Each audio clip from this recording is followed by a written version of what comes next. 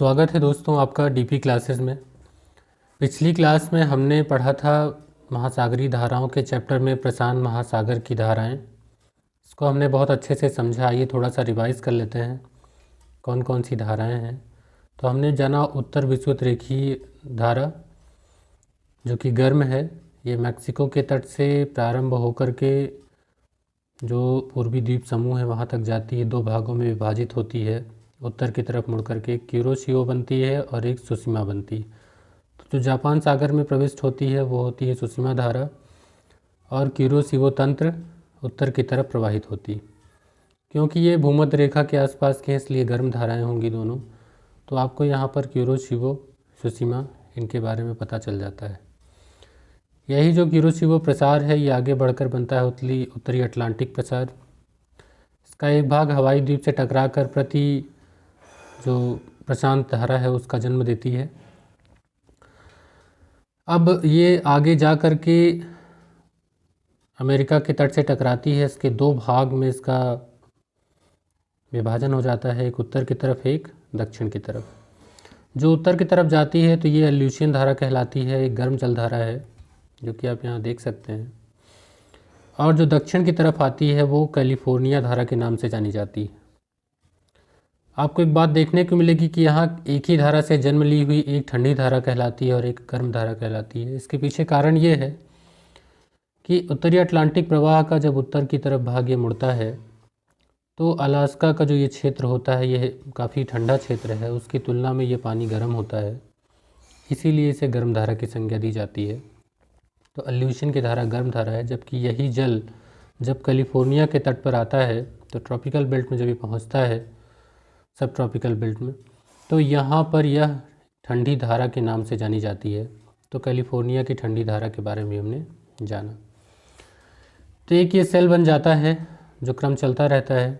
इसी तरीके से आप देखें तो चूँकि जो पूर्वी प्रशांत महासागर का जल है ये विस्थापित हो जाता है पश्चिमी प्रशांत महासागर की ओर, तो यहाँ पर जो वाटर लेवल है वो हाई हो जाता है और यहाँ पर वाटर लेवल लो हो जाता है। तो इस वाटर बैलेंस को बैलेंस करने के लिए इस वाटर लेवल को हाई वाटर लेवल से लो वाटर लेवल में एक प्रति विषुवतरेखीय धारा जो काउंटर इक्वेटोरियल करंट है उसका जन्म होता है। तो ये बीच में आपके CEC दी गई है, एक धारा यहाँ पर है, ये भी एक गर्म है। इसके बारे में हमने पढ़ा। उसके बाद हमने जाना कि बेरिंग जल संधि आर्कटिक महासागर से आती है धारा। इसके दो भाग होते हैं, एक ओखोटस्क सागर में प्रवेश कर जाती है ओखोटस्क धारा के नाम से, चूँकि ये ऊपर से आई इसलिए ठंडी होगी, और उसी का प्रसार आगे होता है आयोशिवो या क्यूराइल की धारा। तो आयोशिवो जो है वो क्यूराइल के नाम से जानी जाती है, ये ठंडी जल धारा है।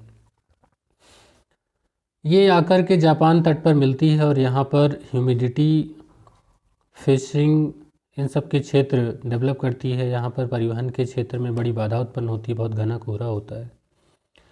तो आप देखें तो ये जलधाराओं का हमारा प्रवाह है। एक जलधारा यहाँ देखिए एल्यूशियन धारा, जब ये यहाँ चलती है तो आगे चल के अलास्का के तट से आगे बढ़ती है, इसी को अलास्का की धारा के नाम से जाना जाता है। ये दोनों गर्म जलधारा हैं। तो हमने उत्तरी प्रशांत महासागर की जलधाराओं को देखा। इसके बाद हमने दक्षिणी प्रशांत महासागर की धाराओं को देखा, जिसमें विषुवत रेखा के पास दक्षिणी विषुवत रेखीय जलधारा जब ये ऑस्ट्रेलिया के पास न्यूगिनी द्वीप समूह से टकराती है तो इसका कुछ भाग अब देखेंगे तो केल्विन की धारा के रूप में प्रवाहित होता है इस द्वीप समूह के क्षेत्र में, जबकि जो दक्षिणी भाग है वो पूर्वी ऑस्ट्रेलिया की धारा के नाम से प्रवाहित होती है, जो कि बाद में पछुआ पवन प्रवाह या दक्षिणी अटलांटिक प्रवाह से मिल जाती है। तो इनका भी नेचर गर्म ही होगा। इसका भी कुछ भाग जो है वो वापस रिवर्स होता है, जो प्रति विषुवत रेखीय धारा को जन्म देती है। ये यहाँ पर विपरीत विषुवत रेखीय धारा आप देख सकते हैं। ये एक प्रवाह हो गया। लेकिन जब यही धारा आके मिलती है यहाँ पर दक्षिणी अटलांटिक प्रवाह से, जो कि यहाँ पर गरजती 40 हैं 40-50 डिग्री पर, ये आगे चल करके दक्षिणी अमेरिका के तट से टकराती हैं। और दक्षिण अमेरिका के तट से टकराने की वजह से इनमें दो भाग में विभाजन हो जाता है। एक तो चली जाती है अटलांटिक में और दूसरी चली जाती है प्रशांत में ऊपर उत्तर की तरफ, जिसे पेरू की धारा कहते हैं। प्रसिद्ध भूगोलवेत्ता हम्बोल्ट ने इसकी खोज करी थी, इसीलिए इसे हम्बोल्ट या पेरू की धारा भी कहते हैं।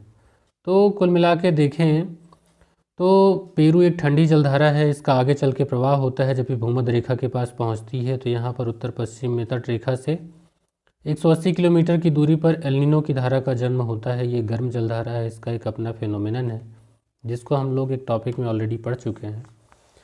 जब इसकी उत्पत्ति होती है तो इसका भारतीय उपमहाद्वीप के मानसून पर इसका प्रभाव पड़ता है। जब ये इसकी उत्पत्ति होती है तो यहाँ पर जो मानसून होता है वो बहुत क्षीण होता है, यानी कि वर्षा कम होती है। जब एल नीनो समाप्त होती है तो आप देखेंगे कि जो पश्चिमी प्रशांत महासागर है यहाँ पर ला नीना का जन्म होता है। तो ला नीना एल नीनो के बाद आती है। ये आप देख सकते हैं ला नीना ठंडी जलधारा होती है, ये आर्द्र मौसम क्रिएट करती है और यहाँ पर वर्षा होती है। तो एल नीनो और ला नीना का कॉन्सेप्ट अलग से एक लेक्चर में दिया गया है जिसको आप प्लेलिस्ट में जाकर देख सकते हैं। इसी तरीके से हमने इसमें जो प्रमुख धाराएं थी इसको हमने देखा। आइए देखते हैं आज अगला टॉपिक जो है हमारी अटलांटिक महासागर की धाराएं। अटलांटिक महासागर की जो स्थिति है वो एस आकार में है। इसमें काफ़ी हद तक जो सनातनी पवनें हैं या पृथ्वी की आकृति है, कोरियालिस बल है, उनके अलावा जो पृथ्वी का जो लैंड पार्ट है उसकी भी आकृति बहुत मायने रखती है कि किस प्रकार से उसमें धाराएं प्रवाहित हों। तो जो ये एस आकार का क्षेत्र है इसमें देखते हैं सबसे पहले हम लोग प्रारंभ कहाँ से करेंगे, तो इक्वेटर से हम लोग शुरू करते हैं। इक्वेटर का भाग अगर देखें तो ये आपका अफ्रीका है, ये आपका यूरोप है, ये आपका नॉर्थ अमेरिका है और ये आपका साउथ अमेरिका है। तो इक्वेटर पे देखें तो यहाँ अफ्रीका के पश्चिमी तट से आप देखें तो क्योंकि पृथ्वी पश्चिम से पूर्व घूर्णन करती है तो जल एक तरल पदार्थ है, तो इसलिए जल पीछे छूट जाता है भूमध्य रेखा के आसपास के भागों में, तो वह पूर्व से पश्चिम की तरफ प्रवाहित होता है, जिसे यहाँ पर उत्तरी विषुवत रेखीय जलधारा कहेंगे और विषुवत रेखा के पास है तो वो गर्म होगी। ये आगे चलकर प्रवाहित होती है, यहाँ पर हैं कैरिबियन द्वीप समूह। तो जाहिर सी बात है इसका कई भागों में विभाजन हो जाएगा। तो यहाँ पर ये कैरिबियन धारा के नाम से बहती है जो कि गर्म ही होगी क्योंकि ये गर्म है। आप देखेंगे तो यहाँ पर ग्रेटर एंटिलीज़ और लेसर एंटिलीज़ द्वीप समूह हैं। तो इनके आगे से गुजरने वाली जो धारा है इसका नाम होगा एंटिलीज़ की धारा। तो यहीं पर आपको देखेंगे कि एक कैरिबियन सागर में प्रविष्ट कर जाती है अंदर, तो ये हो गई कैरिबियन धारा, और एक एंटिलीज़ द्वीप के सहारे उत्तर की तरफ मुड़ जाती है, तो इसे कहेंगे एंटिलीज़ की धारा। अब गर्म ठंडा आपको मुझे लगता है यहाँ पहचानने में दिक्कत नहीं होगी। यही कैरिबियन सागर जब यहाँ फ्लोरिडा जल संधि फ्लोरिडा के पास पहुँचती है तो फ्लोरिडा के तट से गुजरने के कारण इसका नाम फ्लोरिडा जलधारा होता है। आप जानते हैं कि ये भी नेचर में कैसी होगी, गर्म होगी। तो आप देखेंगे किसी उत्तरी विषुवत रेखी का ही विभाजन हुआ है कैरिबियन में, एंटिलीज़ में, फ्लोरिडा में, तो इनका प्रवाह यहाँ से होता है। अब आप देखेंगे कि आगे चल करके यहाँ पर मिल जाएंगी और आगे इनका उत्तरी अटलांटिक प्रवाह होगा। यहाँ पर ये गल्फ स्ट्रीम क्षेत्र है, से निकली है, इसलिए इसका नाम होगा गल्फ स्ट्रीम धारा, जो कि बड़ी फेमस है। ये गर्म जल धारा है।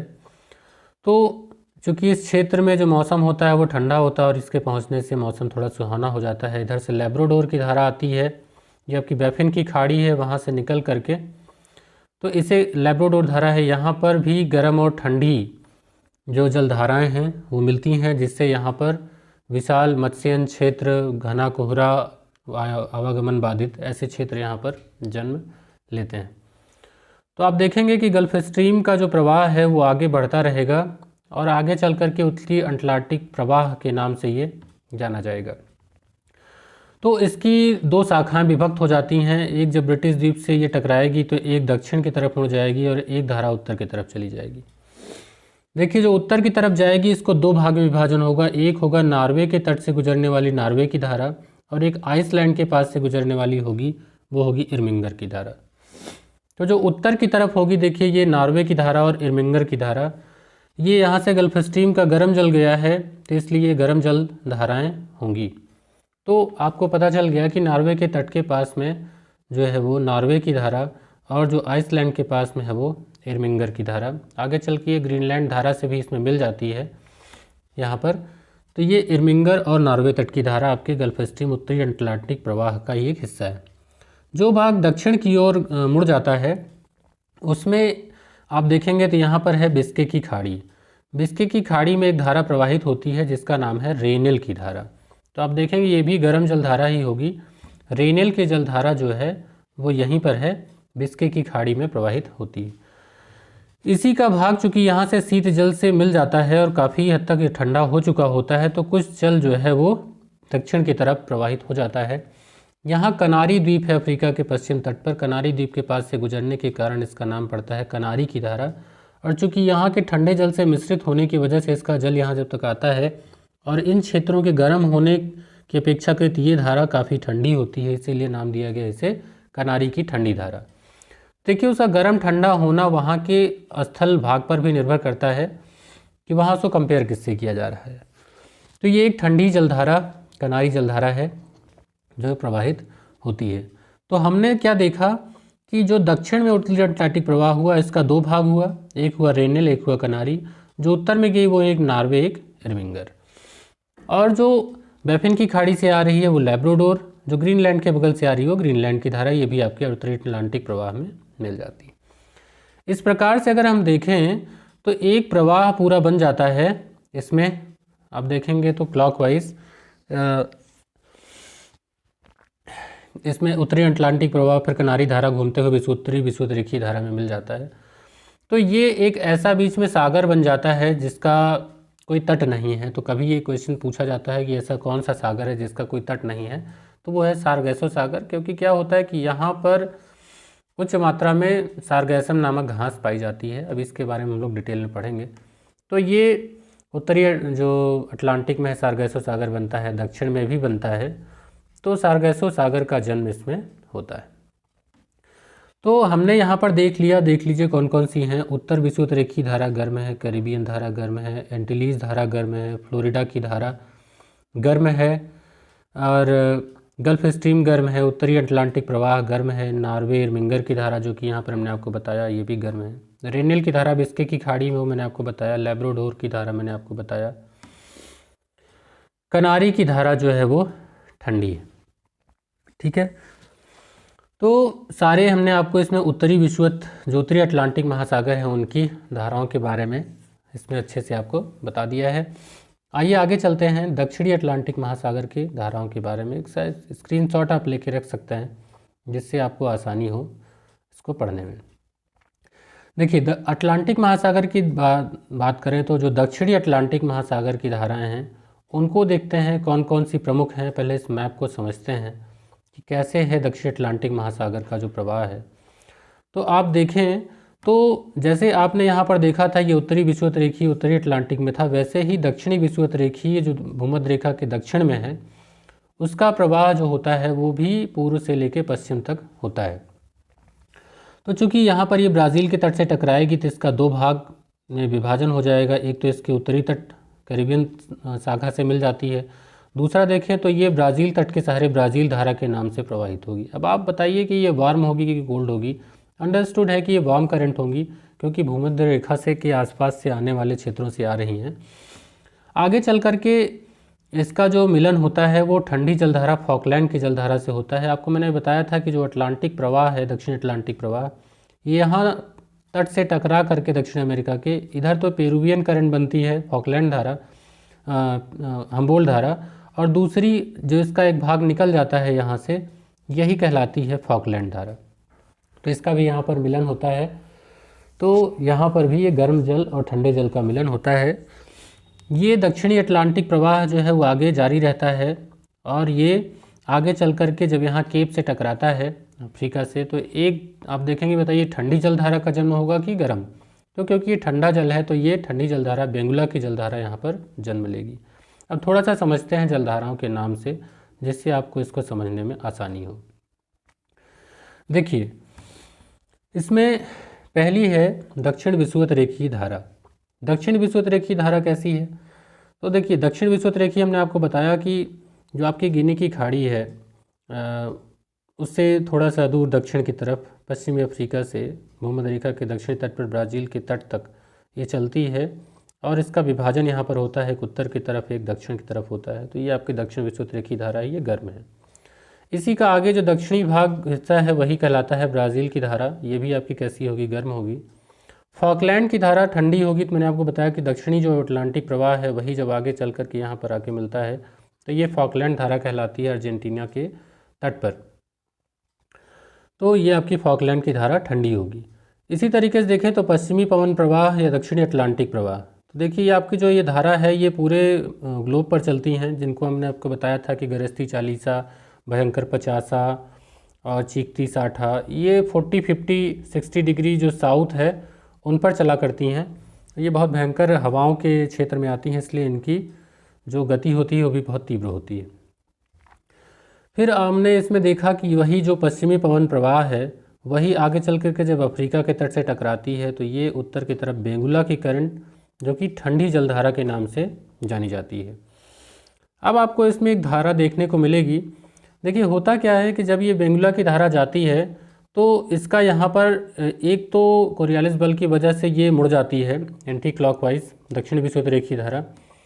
एक भाग होता ये है कि ये जो अफ्रीका की भौगोलिक स्थिति है यहाँ इस तट से टकरा करके इसका जल वापस गिनी तट पर घूम जाता है और ये यहाँ पर घूमने लगता है, क्योंकि एक तटीय भाग हो जाता है, ये रेगिस्तानी क्षेत्र है और भूमध्य रेखा का क्षेत्र है। तो ये यहाँ पर ये जल गर्म हो जाता है और यहीं पर ये जल घूमता रहता है, इसीलिए गिनी की जो धारा है वो गर्म धारा कहलाती है।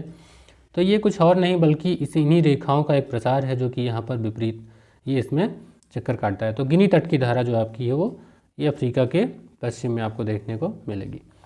विपरीत विषुवत-रेखीय धारा देखिए मैंने आपको बताया, क्योंकि जैसे हमने आपको प्रशांत महासागर में बताया कि जो भूमध्य रेखा के पास है पश्चिम का जल, जो पूर्व का जल है वो पश्चिम की तरफ प्रवाहित हो जाएगा। तो होगा क्या, यहाँ पर जो जल की मात्रा है वो कम हो जाएगी, यहाँ के जल की मात्रा अधिक हो जाएगी। तो ये बैलेंस क्रिएट करने के लिए यहाँ का जो जल है पश्चिम का वो आपस में प्रति विषुवत-रेखीय धारा के रूप में जन्म लेगा। तो ये आपको अटलांटिक और प्रशांत दोनों में देखने को मिलेगी। तो उम्मीद करता हूँ कि आपको ये अच्छे से समझ में आ गया होगा। इनको आप गर्म या ठंडा होने को लेकर के बहुत परेशान नहीं होंगे। देखिए 3 इसमें है, फॉकलैंड की और बेंगुला की तो याद कर लीजिए। एक दक्षिण अमेरिका के पास में है, एक अफ्रीका के पास में ही ठंडी जलधारा है, और जो दक्षिण में है ये तो हमेशा ठंडी ही रहेगी हर महासागर में। जो भूमध्य रेखा से आ रही हैं आपने उनको देख ही लिया। तो बहुत अच्छे से आपको अटलांटिक महासागर की धाराओं के बारे में जानकारी हो गई होगी। उम्मीद करता हूँ समझ में आया होगा। आगे बहुत अच्छे से डिस्कस करेंगे हिंद महासागर और सार्गेसो सागर के बारे में। थोड़ा सा सार्गेसो सागर के बारे में जान लेते हैं जो कि अटलांटिक महासागर से संबंधित है। तो देखिए हमने आपको जो सार्गेसो सागर बताया इसकी क्या विशेषता है इसको जान लेते हैं। तो यहाँ पर देखते हैं उत्तरी अटलांटिक महासागर में उत्तरी विषुवत-रेखीय धारा गल्फ स्ट्रीम एवं कनारी धारा द्वारा घिरा हुआ 20 से 40 डिग्री उत्तरी अक्षांश एवं 35 से 75 डिग्री पश्चिमी देशांतर के मध्य शांति एवं गतिहीन जलराशि पाई जाती है, जिसमें सारगैसम घास फैली होती है। फलतः इस भाग को सार्गेसो सागर कहा जाता है। यह पछुआ तथा व्यापारिक हवाओं के संक्रमण मंडल के मध्य स्थित है, जहां पर प्रतिचक्रवाती पवन संचार के कारण क्षीण हवाएं मंद गति से चलती हैं, जिस कारण इस जल का अन्य जल के साथ मिश्रण नहीं हो पाता है। यहाँ पर अटलांटिक महासागर की सर्वाधिक लवणता 37 प्रति हजार, देखिए लवणता को प्रति हजार में मापा जाता है, लवणता 37 प्रति हजार एवं 26 डिग्री सेंटीग्रेड का औसत वार्षिक तापमान पाया जाता है। तो आप इसका एक स्क्रीनशॉट ले सकते हैं। एक शॉर्ट नोट आपके लिए यहाँ पर अवेलेबल है जहाँ से छोटे छोटे एमसीक्यूज़ आपके पूछे जाते हैं। बहुत ही इंपॉर्टेंट है ये टॉपिक। तो दोस्तों उम्मीद करता हूँ कि आपको ये लेक्चर पसंद आया होगा। अभी इसको हम लोग आगे पढ़ेंगे हिंद महासागर की धाराओं के बारे में और समझने की कोशिश करेंगे कि हिंद महासागर की धाराएँ कैसे जनरेट होती हैं और कैसे उनमें मौसमी प्रवाह होता है। इसमें एक देखेंगे ग्रीष्म ऋतु का भी आपको देखने को मिलेगा और साथ ही इसमें शीत ऋतु की भी धाराएं देखने में, जो कि उनकी दिशा पूरी तरीके से बदल जाती है और धाराओं से संबंधित कुछ प्रमुख तथ्य हैं जो हमें जानने चाहिए। तो इसको हम लोग अपने अगले लेक्चर में देखेंगे। मिलते हैं, तब तक के लिए गुड बाय।